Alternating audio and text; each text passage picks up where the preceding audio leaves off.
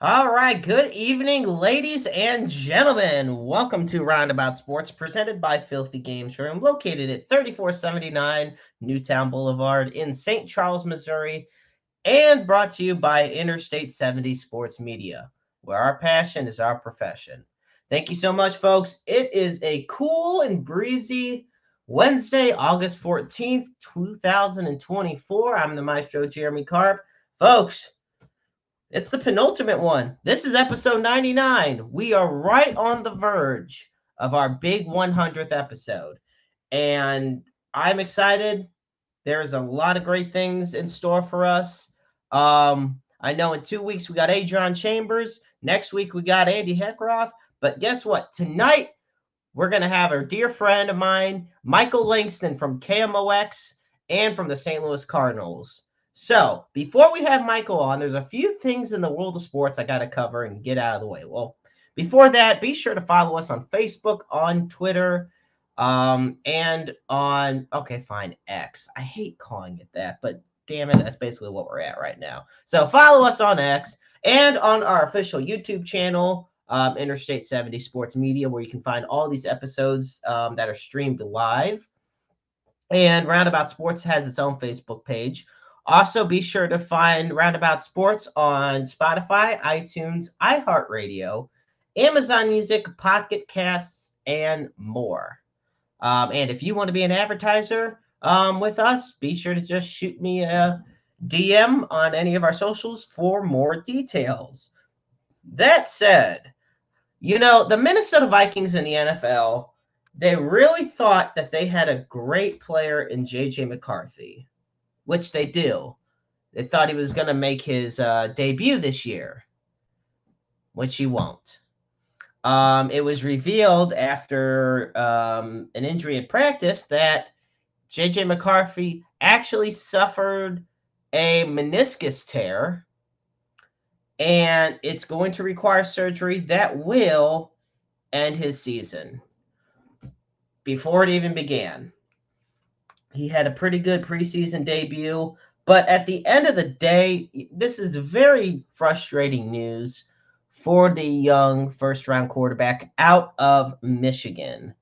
Kevin O'Connell's definitely not thrilled about the news, and they didn't know whether it was going to be just an injury that would take a few weeks or if it would take multiple months to take care of. So, point being, J.J. McCarthy has been ruled out for the remainder of the 2024 regular season. Meanwhile, we just have breaking news as the Patriots have agreed to a trade that will send Pro Bowl pass rusher Matthew Judon to the Falcons. The deal will involve a 2025 third-round pick. Also, in the world of the Kansas City Chiefs, now, Hollywood Brown is injured. Chiefs wide receiver Hollywood Brown offseason acquisition, and it's a shoulder/clavicle issue.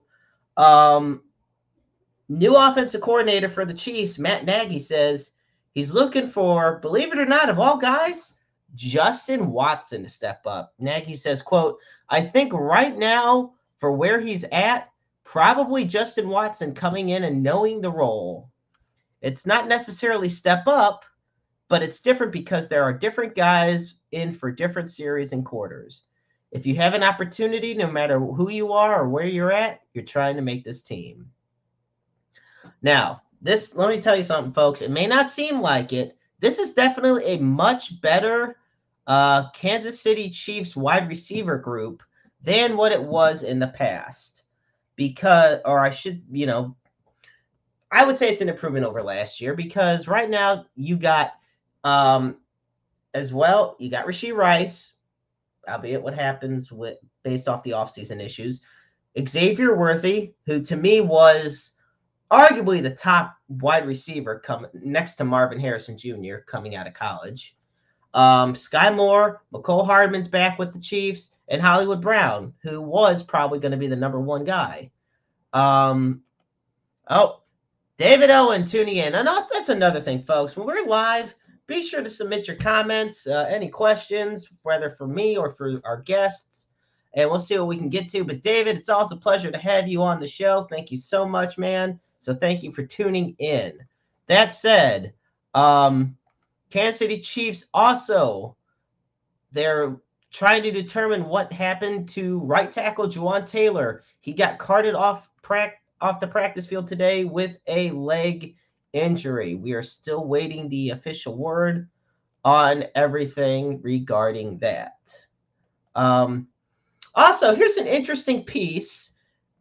Sports betting will be on the ballot for 2020 or for this November. I know we're not really one to talk politics, but this is an interesting one. So, Missouri is going to be introducing a new bill to make all sports gambling legal for those that are, of course, over the age of 21. Now, the revenue is estimated, as far as tax goes, to be about $30 million a year, and the profits would go straight to upgrading public education. Now, I think that's a fantastic idea right there. This is the reason why I think it needs to be legalized. Look, let's face it, folks. At some point or another, you're going to be going over, and if you're into that type of sports betting, you're going to find a way. You're going to go somewhere. You're going to drive to Casino Queen, or if you live in Kansas City, you're going to drive over to somewhere in Kansas, and you're going to place your bets. It's just how it is. People, I'm pretty sure, do it all the time. And the funny thing is, that's not illegal. That's perfectly fine. Most states around Missouri and in the Midwest have legalized it. Somehow Missouri is definitely that outlier that says, nah, we're not gonna do that. But this is something that's gonna change. Also, Babs, thank you so much for tuning in. Oh, folks, the unsung hero of I-70. Absolute pleasure to have you on and tuning in every week. She's got a lot of great projects for I-70 Sports Media coming up your way soon. So be sure to stay tuned to that. With all that said, folks, let's not waste any more time. So for our featured guest this evening, folks, for the 99th episode of Roundabout Sports, he has had quite a career already. And look, he is a professor at Webster University. He's an operator and producer at KMOX Sports. He's a production coordinator with the Cardinals. I'm telling you right now, folks, he is a very dedicated, hardworking man. And it's my pleasure to welcome to Roundabout Sports this evening, the one, the only, Michael Langston. Hey, Jeremy, what's going on? Michael, how are you this evening? We are good. Long days. Got the Cardinal game on in the background, trying to hopefully get a win in this Cincinnati series. Gibby on the mound. I know, you just gave up Oppo Taco before I got up here into the man cave. But, life's going well. I'm glad to be here. That's fantastic. Well, and it's first off, I want to say it's such a pleasure to have you on and be willing to join us this evening. And first thing I have to ask is we look at where the Cardinals stand as far, trade deadlines passed. All the moves that have probably been made have been made that are going to be done.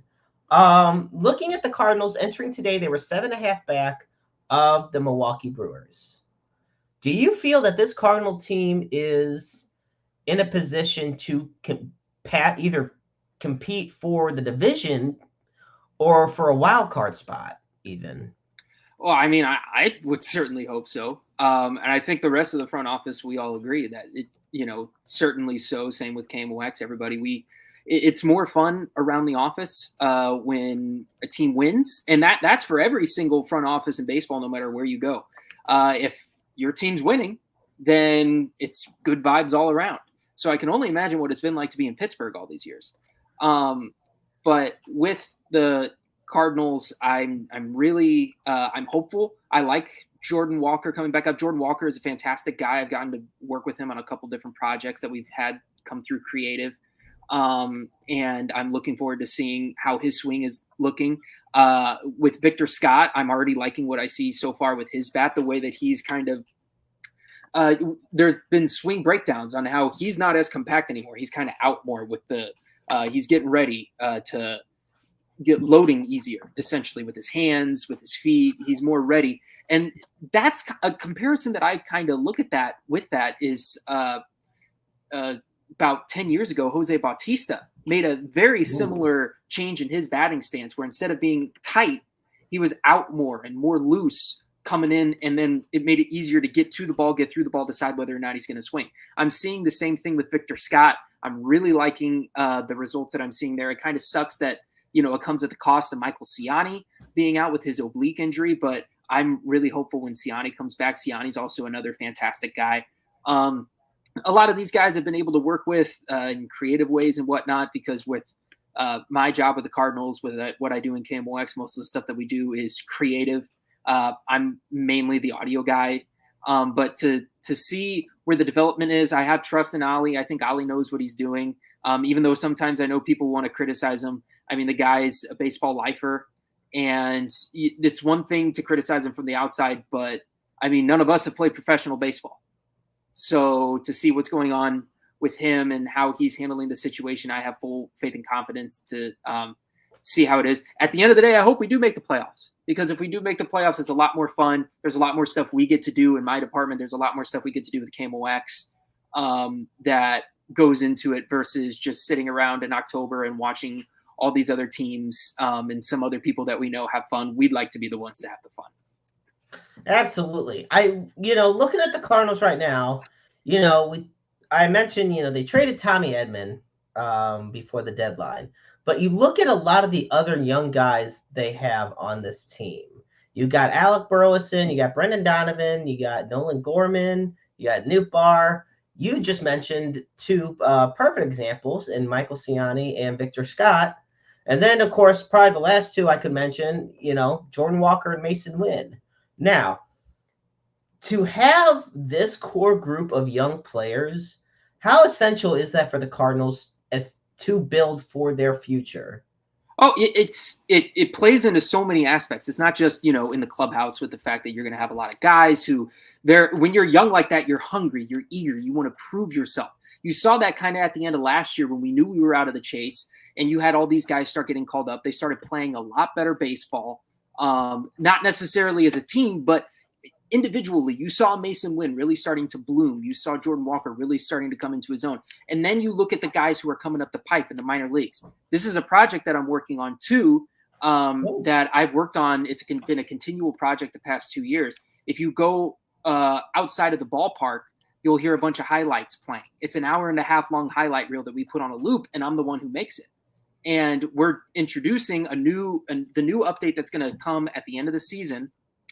That one is going to include a new segment, and it's just going to be all of these young guys who are really, really good, that even if they're in our minor league system or up at the majors, different calls to kind of highlight like, hey, the future can be now. We do have some really good guys. I'm really excited for Jerpy, who's down in the minors right now, Max Radget, who has been really good right now. A lot of those guys down in Springfield, Thomas Ajayc, who's in Memphis. Juan Ben Cho's kind of been slowly coming up. I think right now he's in Peoria. Yes. But all of those guys, I'm very looking forward to seeing them. I loved what I saw out of McGreevy when he came up. I loved what I saw out of Graceffo when he came up. And I think a lot of us, too, when we look at it from what we have to do with our specific jobs in the company, whether it's selling tickets, whether it's creating content, any of that stuff at all, for us, it's exciting to be able to look and see, hey, we have some new faces that we can work with here and create new things within this to help show that, hey, the Cardinals, it might seem like at times that there's no hope, but there always is hope. I mean, it's baseball. There's always tomorrow. There's always the game next, there's the game tomorrow. There's next season. There's next inning. There's next pitch. There's always hope in baseball. And I think that's one of the reasons why I love baseball too, is that you have to have a short memory. You have to go immediately to the next thing. baseball's got a long and storied history, and you can remember everything you want about it, but everything could change on the next pitch. And that's very true. And I think, honestly, Michael, you and I being Cardinal fans and involved in the sports scene as long as we have, look, in St. Louis, they've proven that is absolutely true. I wouldn't be working for us, if I didn't believe that. I mean, I remember playing on the field at Busch Stadium when I was a senior in high school, and my mom came over to grab me from the gate after we were done, and I'm like, man, I can't believe I just got to play on the field at Busch Stadium. She's like, this is really special. There's like an electricity in this air, and this is not the last time you'll be on this field. And she was right. And there's that electricity. This year was a very special year for me on opening day because I got to be on the field for the Clydesdales. That's the first time I got to be on the field to see the Clydesdales. I used to have to beg my parents to take me out of school on opening day so I could go home and watch it on TV. And now I've been able to see that, and I've been able to meet those guys who made me fall in love with the game of baseball all through this. So it's been incredible, and anywhere else it wouldn't have been this special. Like maybe the Yankees, but like there's nothing like St. Louis Cardinal baseball. Well, and here's a perfect shot right there, view at right at Busch Stadium, and I guarantee that does not look like you as a senior in high school playing on the field. No, not at all. So that is not baby. Your mom was absolutely right. Yes, it's one of those things. And it's funny because it was I think 2005. I was in 5th grade, and I was selected to sing "God Bless America" with a select few students at the old Busch Stadium. And then just a few years later, in 8th grade, I played on the field at Busch Stadium with a middle school band for the national anthem. And, those are just memories I never thought would ever happen in my wildest dreams, but they did. And, you always want to work to achieve higher than those moments. Every time you achieve something great, you want to aspire to do greater. And so this is where I have to. Oh, we got a lot of people. We got some goosebumps. We go. John Post. I'm excited about Weather Hole too. I'm interested to see if we keep him at shortstop or if we decide we want to move him to another position on the infield or maybe into the outfield. With how things have developed, Jordan Walker was supposed to be a third baseman. So who knows? It's all whatever our development guys decide they want to do. It's up to them. But I'm excited for Weather friend Jimmy Harris tuning in from the Independent St. Louis Wrestling Hall of Fame. A fantastic guy. Thank you, Jimmy. So, we talk about, as far as you go, Michael, I have to ask, where did your original aspiration to be in the position you're in come from? Well, you got to go way back, Jeremy. I grew up loving baseball. What made me fall in love with baseball, I can think of two very specific moments that made me fall in love with baseball. The first one was the movie The Rookie, starring Dennis Quaid. Okay. It was the story of Jim Morris, who was a high school pitcher or a high school teacher who became a pitcher later on. And then I'm going to look this up because I want to make sure I get the specific date on it. But I fell in love with that movie as a really young kid. That was really impressionable on me. And then in 2006, I was a little too young for the 04 and 05 teams.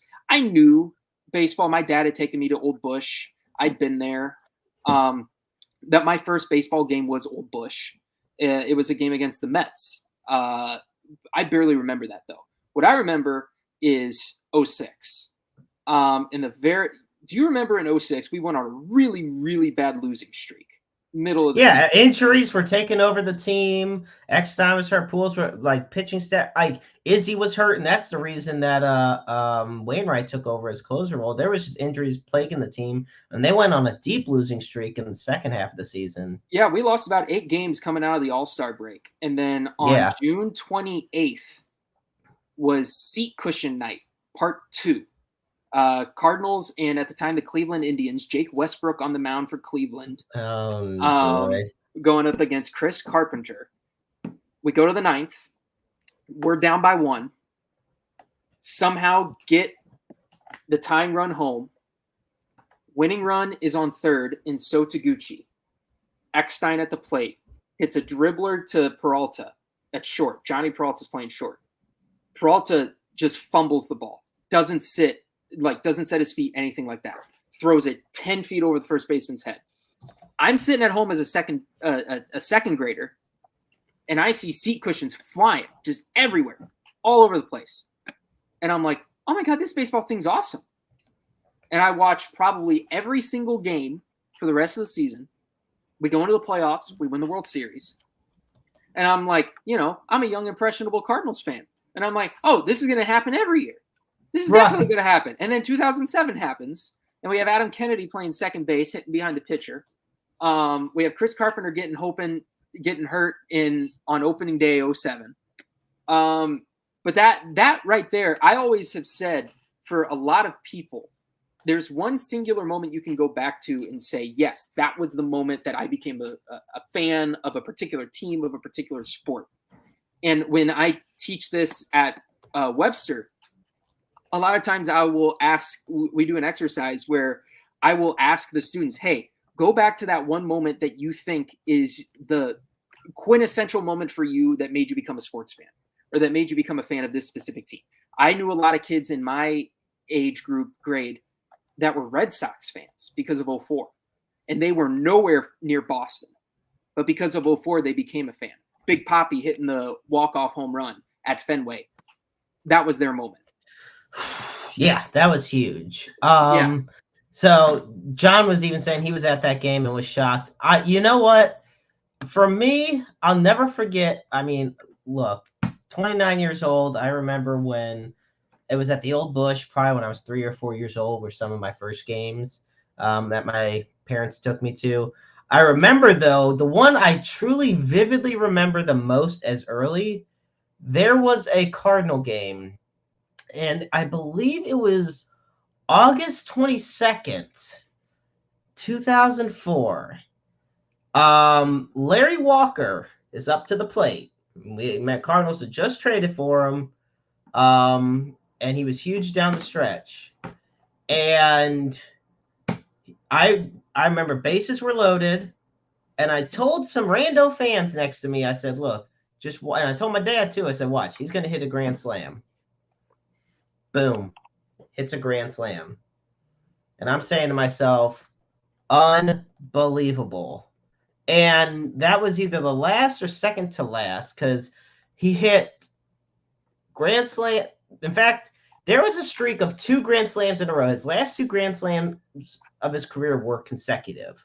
He had one against the Reds and then the one against the Pirates. I think it was the one against the Pirates. I just pulled it up. You're right. You're very right. Yeah. Because I remember that home run. I do too. Yeah. So I believe it was the one against the Pirates off Brian Meadows that he had hit.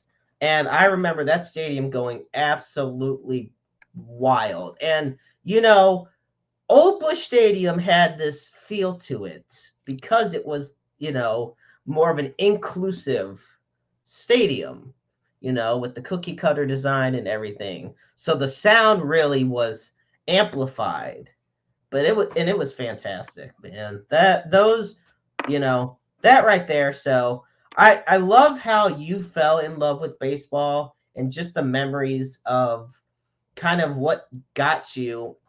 And in St. Louis, it's almost like a rite of passage. Let's face it.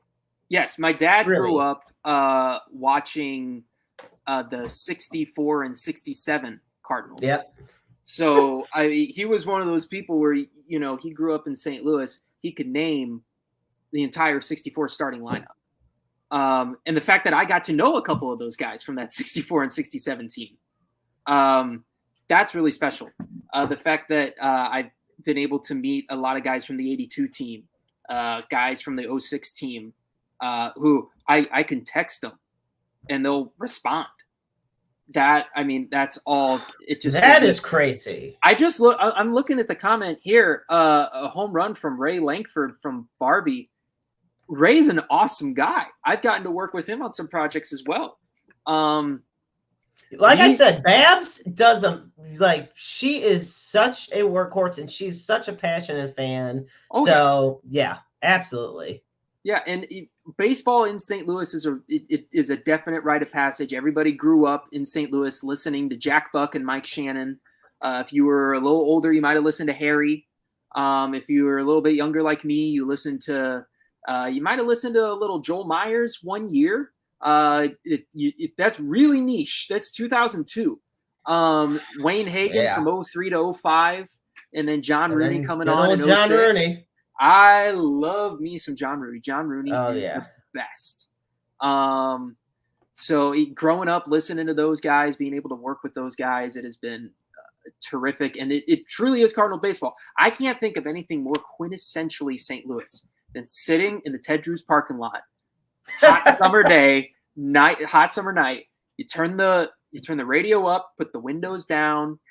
You got custard. I get a tiramisu. You got the custard with you, and you're listening to them call a baseball game. There's nothing more St. Louis than that, except maybe someone's playing Nelly in the background.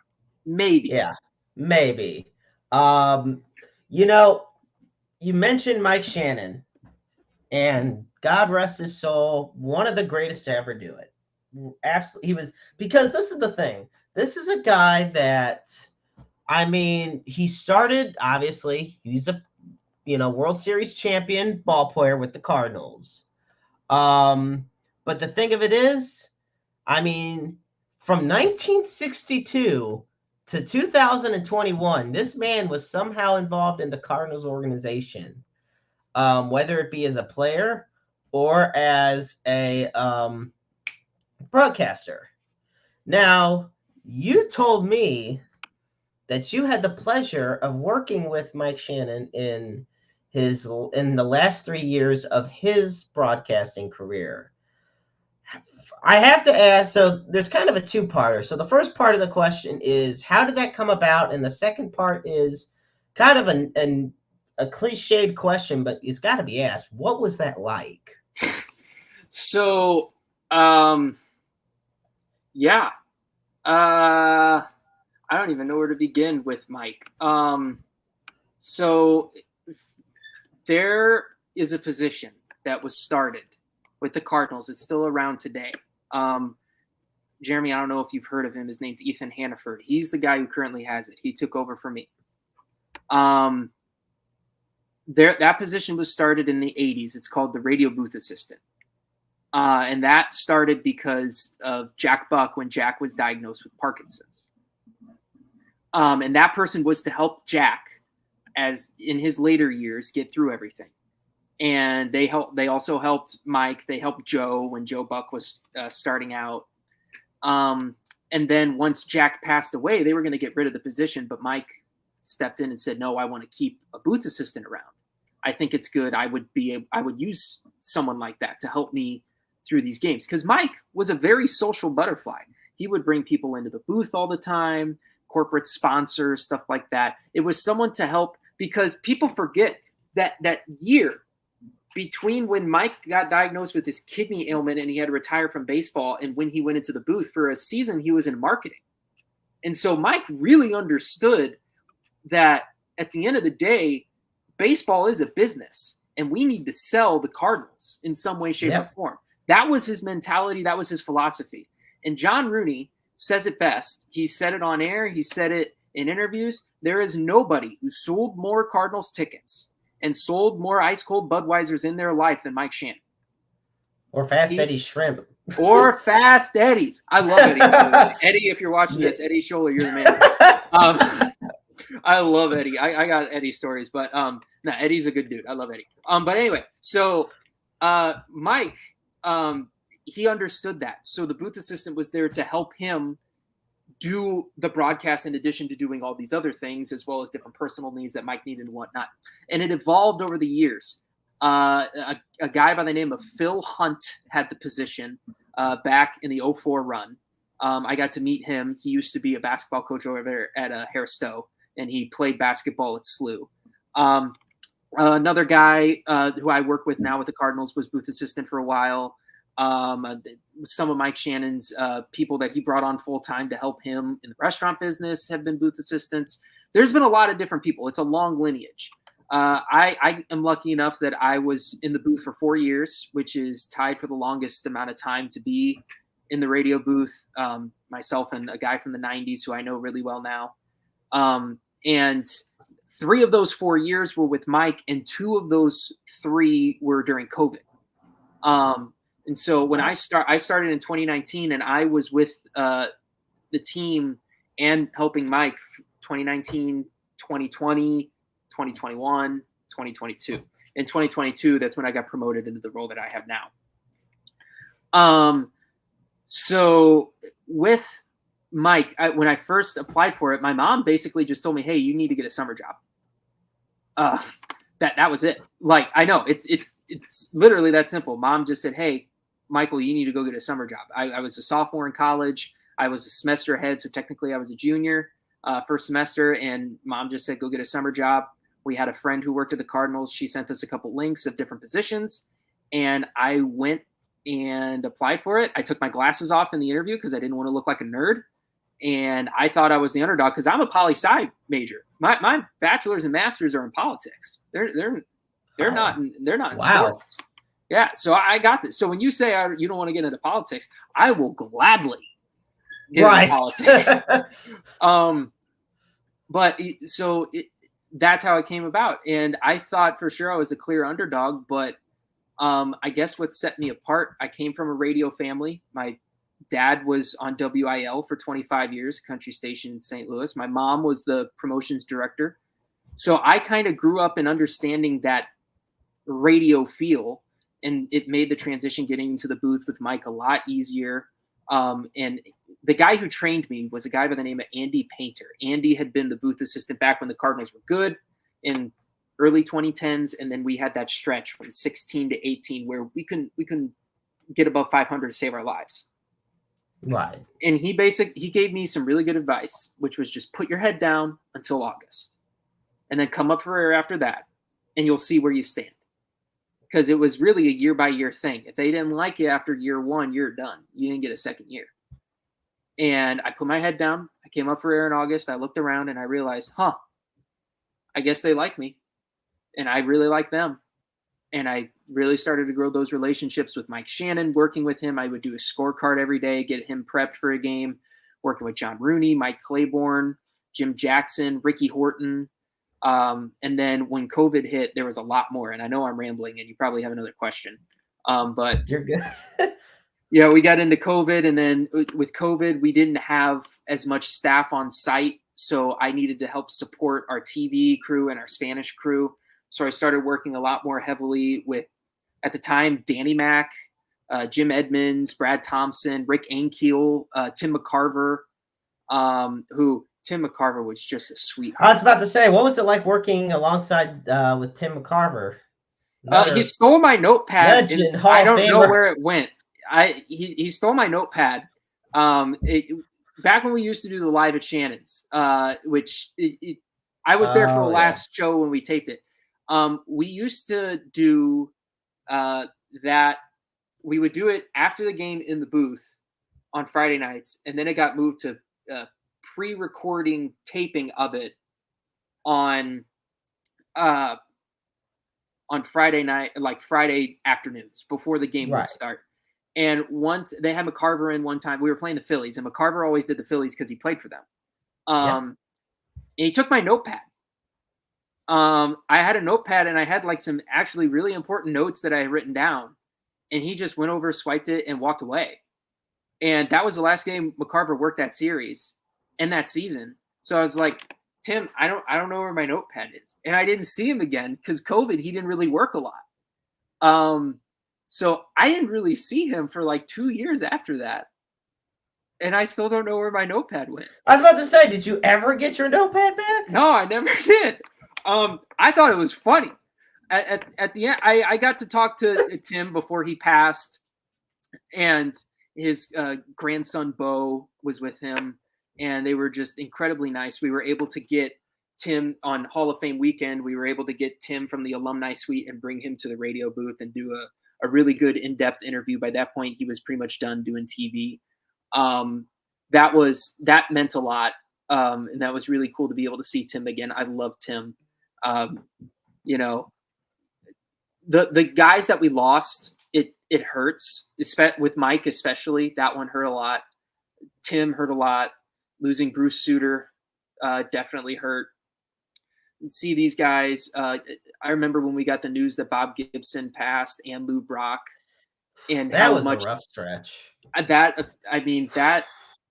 When I'll tell you, Mike was a very big, boisterous person. Every time Mike Shannon walked into the room, you knew he was there. Every single time, even post-COVID, because it's true, he had COVID. Like Rick Hummel, Commish, another person who's passed on, who I loved Commish. Rick Hummel was the best sports writer that they had up there. He was the best. When Hummel wrote his article on it, I was like, is this going to affect anything? And Mike, you could tell an elderly person getting COVID is going to affect them no matter what. Yeah. It affected, I remember getting COVID, and it affected me, and I'm 25. So it hurt my heart to see how Mike reacted when his teammates Bob and Lou had passed. That, like, to see how deeply affected he was that his friends had passed away. That, I mean, those hurt. When Lou passed, that hurt. And these just absolute legends. I remember being at the funeral, at Mike's funeral, and oh man, having to hold back tears. Mike was he meant that much to me growing up. He helped shape my identity as a Cardinal fan. I know he helped shape the identities of millions of other Cardinal fans. I mean, the largest radio network in baseball, in professional sports, with 139 stations on it. That there's power behind that, and Mike knew exactly that how much he meant to Cardinal baseball, and that when you know how much you mean to the game and how much you mean to the fans, like Mike, like Lou, like Tim, like all these guys, and then you lose as a fan. When you lose that, not just as someone who knew them, but as a fan, it hurts. It sucks.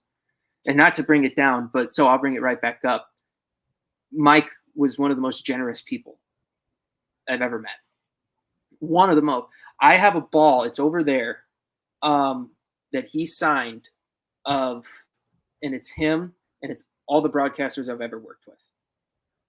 Oh, so wow. That ball has Mike, Danny Mac, Chip Carey, Jim Edmonds, Rick Ankiel, Brad Thompson, Tim McCarver, Al Raboski, Polo Asensio, the fantastic voice of Los Cardinals, Benji Molina, Mike Claiborne, John Rooney signed it, Ricky Horton signed it, Alexa Dat, Jim Hayes. Wow. So that's wow, that is crazy.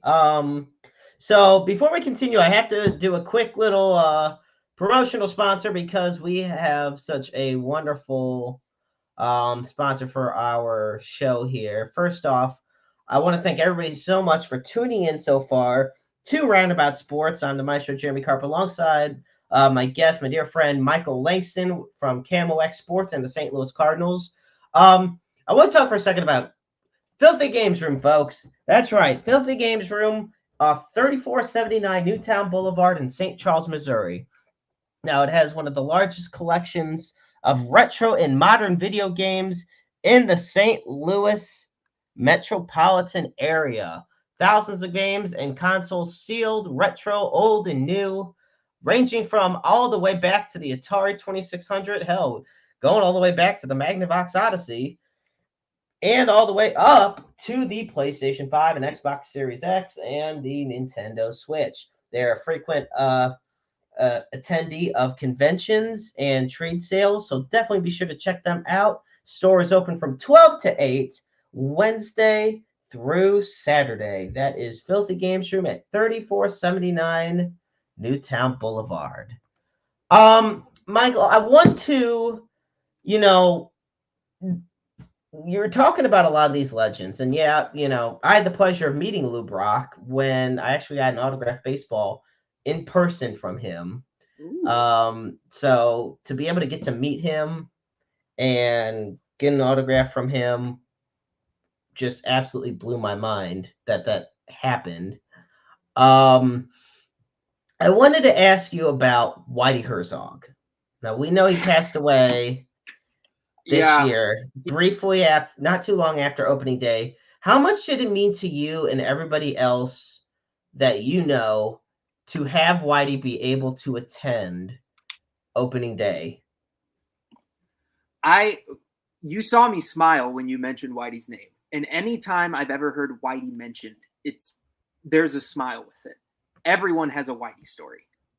I got the chance to read his book that he wrote called You're Missing a Great Game. And it taught me so much about the game of baseball, but it also taught me about that Whitey ball era, the 1980s Cardinals, and how incredible that team was. And I've gotten to be able to meet and talk with a lot of those guys as well.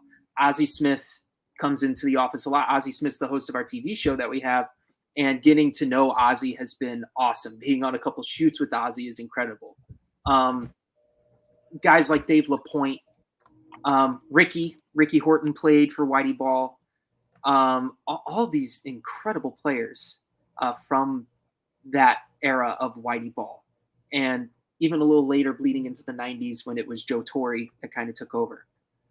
But when you look at Whitey as a person, Whitey, even at 90, was the most bashful man you could ever imagine.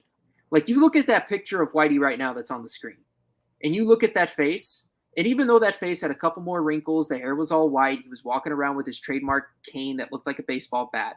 It was the same Whitey. I mean, it's the same person. The voice sounded a little more gravelly, but it was the same guy. And some of my favorite memories of Whitey. So for fantasy camps, which if you're at all interested, cardinals.com/fantasy camp, we have a bunch of alumni who come. We either go to this next year, we're going to Walt Disney World. We go to Cooperstown. We played here in St. Louis.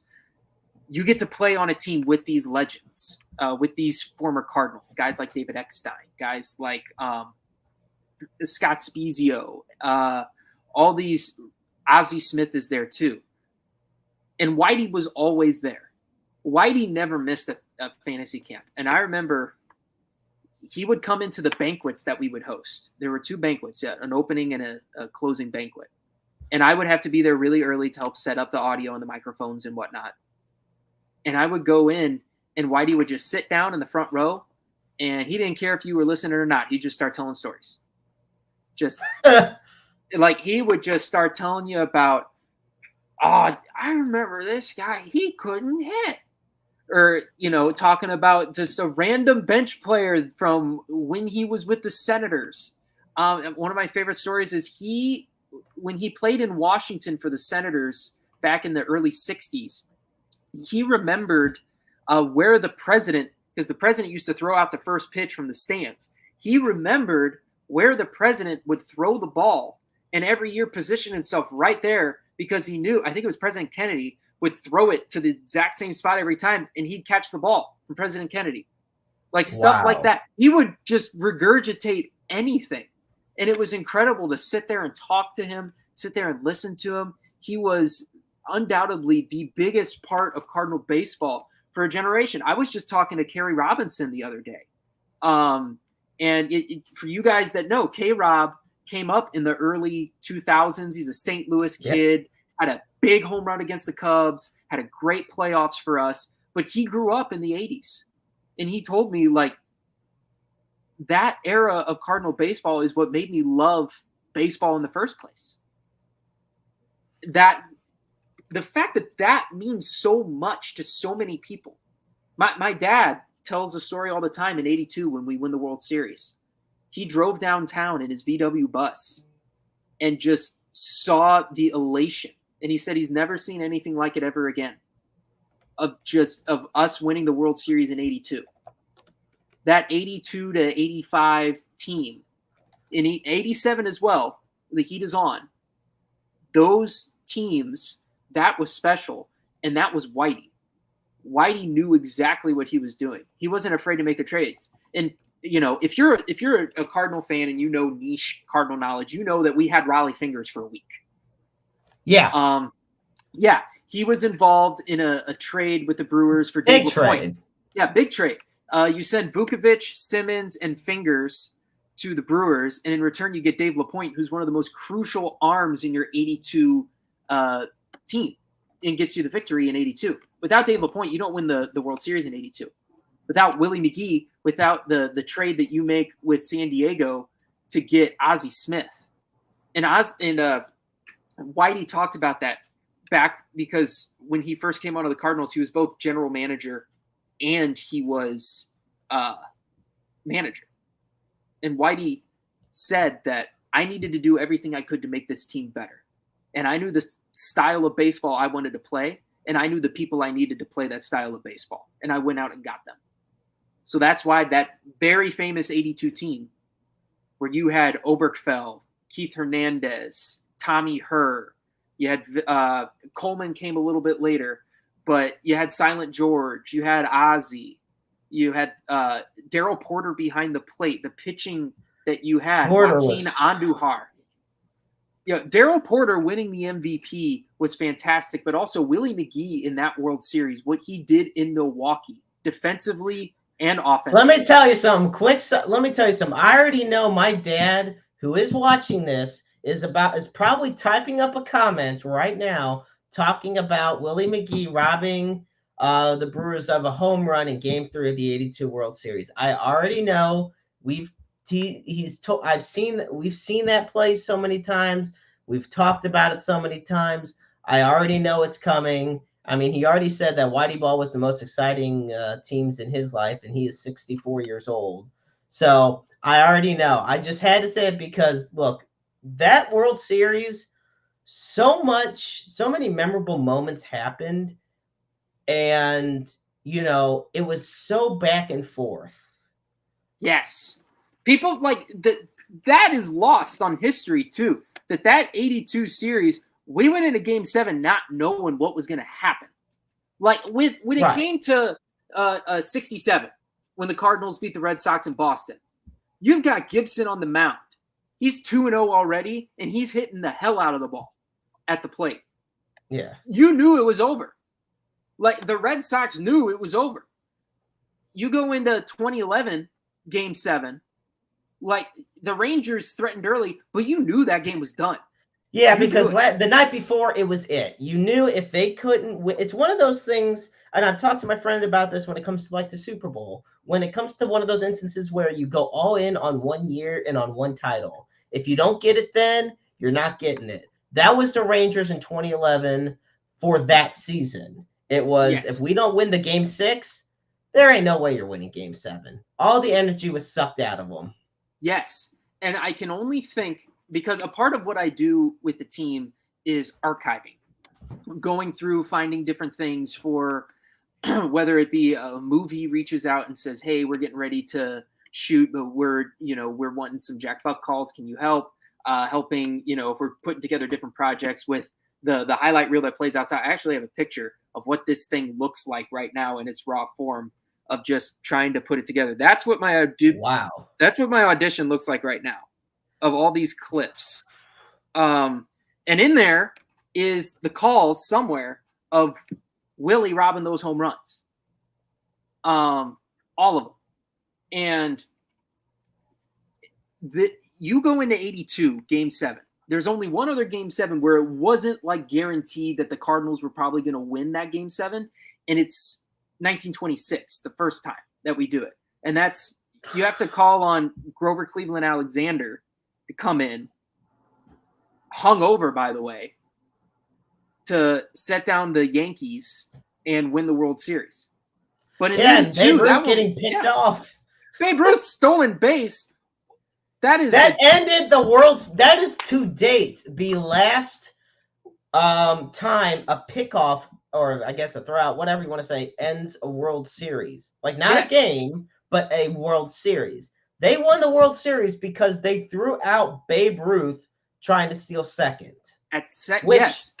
Which is the craziest scenario I can like think of. Like, hey, how did you win the World Series? Babe Ruth tried to steal base. We threw him out. No big deal. Nothing. The hot dog beer drinking guy tried to steal second base, and Rogers the guy that tagged him out. Right. So exactly the guy that heavily drank, chewed tobacco, ate so unhealthy, trying to steal second, tagged out by the guy that the players, his teammates couldn't stand. Oh, they hated him. Yeah, had a huge gambling problem. He wouldn't go to the movies because he thought it would hurt his eyes. And wouldn't exactly. It was a big stick in the mud. So you take all of that, and that's what the sequence that ends the World Series. It makes no sense. And the guy on the mound is hungover from the night before. Yeah, that one really does crack me up. I got another one. This is the interesting thing. You want to talk about like a World Series that could have. 68 is a heartbreaker because look, Mickey Lolich to this day tells people, hey, I bested Bob Gibson in the World Series. I mean, it's a heartbreaking instance. That Kurt Flood misplaying the ball.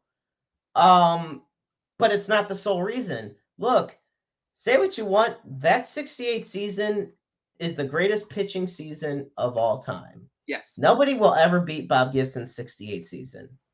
They changed the rules because of that. Yes. It's insane. And I have a Shannon story actually about 68. Okay. I had to sit down and do a story for my college paper on just like a profile piece, and I was like, Mike, would you mind telling me about facing Lolich in 68? And he gave me about 10 minutes just straight talking. 68, Maris is right at the end of his career. He just won the World Series in 67 with the team. He's the primary right fielder. They go out and they get a new arm or a new bat, right fielder. And he's a right-handed hitter. He gets injured in game 1 against Lolich. And they weren't going to put Maris in because Maris couldn't hit left-handed hitting. Right. So they end up having to put Maris in, and that's a guaranteed out. Because Maris, at that point, Maris can't hit a lefty. And if you ask Shannon, if you asked him about it, he would tell you, Kurt didn't lose us that series. It was, we couldn't hit Lolich. And they were so pissed that they couldn't hit Lolich because, honestly, they looked at him and they said, we have a better lineup than this. We have a really good lineup. At that point, Cepeda's there. Julian Javier is there. Shannon's at third. Kurt Flood is there. Lou is playing. It's one of the greatest lineups. They're deep.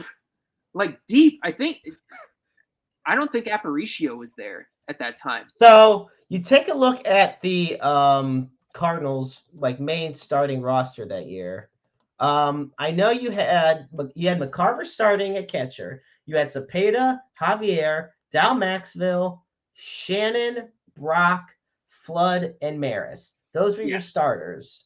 But then you look at your bench. You got Bobby Tolan, Johnny Edwards, Gagliano, Dick Schofield, Ed Spezio. This, like you said, this was a deep team. And it was the debut, I think, of Ted Simmons and Steve Carlton. Yep, and they won 97 games that year. One thing I've learned about the Cardinals is when they dominate, for most, unless it's the 40s, when they dominate their way, they find a way to get upset. When they sneak in, that's when they win it. 06 and 2011, there was no reason that the Cardinals should have won those World Series.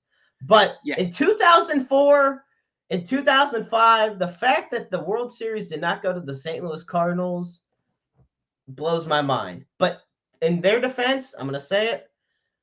At the time of the 2004 World Series, there was not a team in professional sports on a bigger hot streak than the Boston Red Sox. Nobody would have beat Boston. Like, Nobody. I wanted to spell that right now. Throw the Astros in there with their pitching core. Astros would have.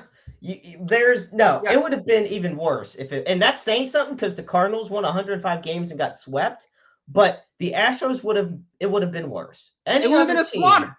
Yeah, because if the big reason that the Cardinals lost that series, besides the momentum and everything in Boston, was the lack of hitting.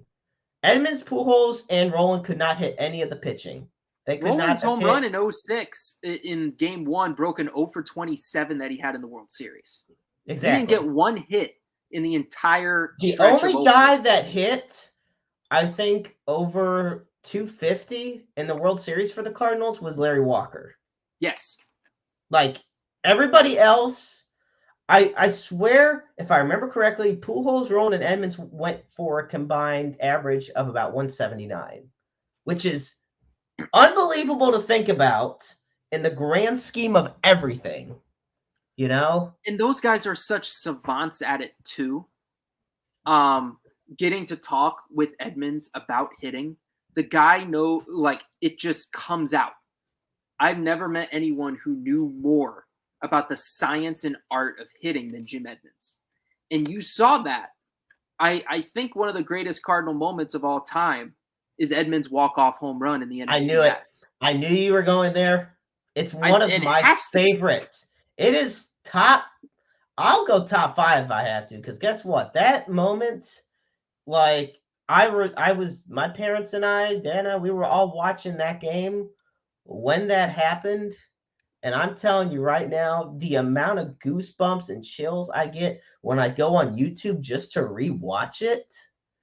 Like, I know what's going to happen. I've seen it 1,000 times. But the swing, like I said, maybe it's left hand. I mean, I'm a lefty, but I bat right. But I'm telling you, left-handers seem to have the best swings. That was crazy. The swing was perfection. And, I mean, just the whole atmosphere, Tom Brenneman's call. And then if you even listen to the radio one, Wayne Hagen had a terrific Wayne Hagen's call on the radio. You could even argue is better, and how electric it was. Mike Shannon's ecstatic about it. So no, it was beautiful. Say what people will say what they want about Edmonds as a commentator. I'll say this: there is no reason he should have been one and done on the Cooperstown ballot. There is no reason. Defensively, one of the best center fielders of all time. If you haven't seen the highlight of him robbing a home run in Cincinnati, come on. Yep. He robs LaRue going 10 feet over the wall. And one and done, the defensive metrics are there. There's a lot of guys in baseball who are like that. Just in the history of the game, Bobby Grish also comes to mind. These are great players. I'm in favor of a big haul. And I'll tell you how awesome it was to have Scott Rowland go in the Hall of Fame. When we had Scott go in, and the incredible work that our alumni people do with the Cardinals, Joe Pfeiffer and Larry State, are two of the best people, because we have the largest alumni network in baseball. Look at that. And you're telling me that doesn't belong in the Hall of Fame? He dug down there.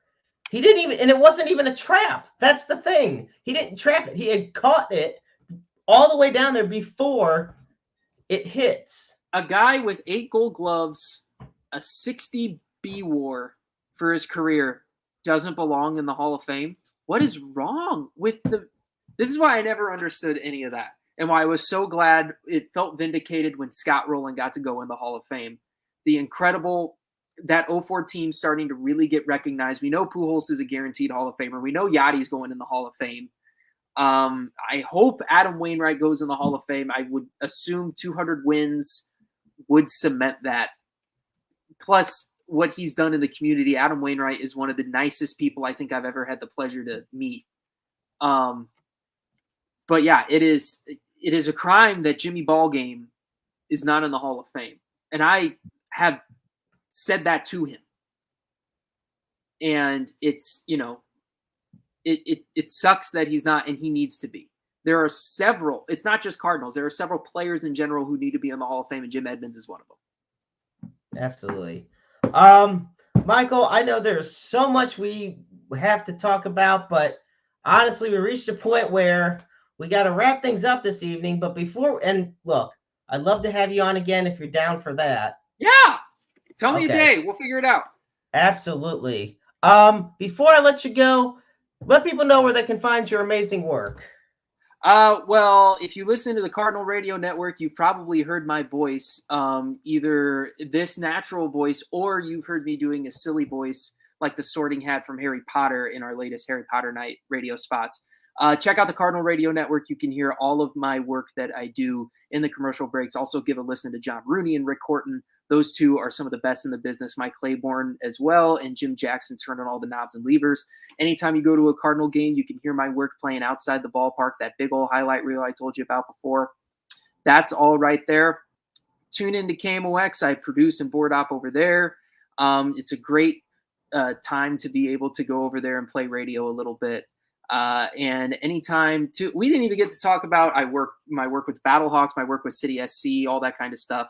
But if you ever want to listen in and hear some of the other work that I've done, I do the Turkey Day football game between Webster Groves High School and Kirkwood. That's going to be on KXOK 102.9 FM and KWRH 92.9 FM. And if you want to follow me on social media, you can. If you don't, I don't really care. I'm not in it for the follows. I'm in it for a good time. And I'm here. I just love talking about sports, and I love talking about working in it and all the cool stuff.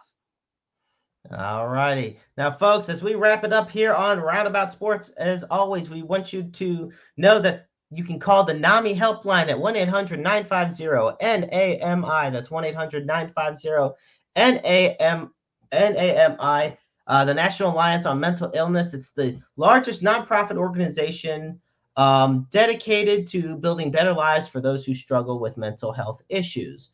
And also, we put up the Suicide and Crisis Lifeline. And for that, you dial 988. The line is open 24 hours a day, 7 days a week, 365 days a year, 366 on leap years. Understand that you're never alone in this world. There is always somebody out there who loves you, that cares about you. Your mental health and your safety matters. And it's never selfish to think about yourself. And understand that there is always somebody there who is there to help you. You're just a phone call, a text message away. And you could also be the listening ears and watch eyes for somebody else in need. So with that, I want to thank my dear friend Michael Langston for being on this evening. Join us next week, folks, for a big episode 100. Hollywood James Knox and I will be welcoming Andy Heckroth on the show. I absolutely look forward to it. And as always, life is a book full of empty pages just waiting to be written in. Make your lives worth reading.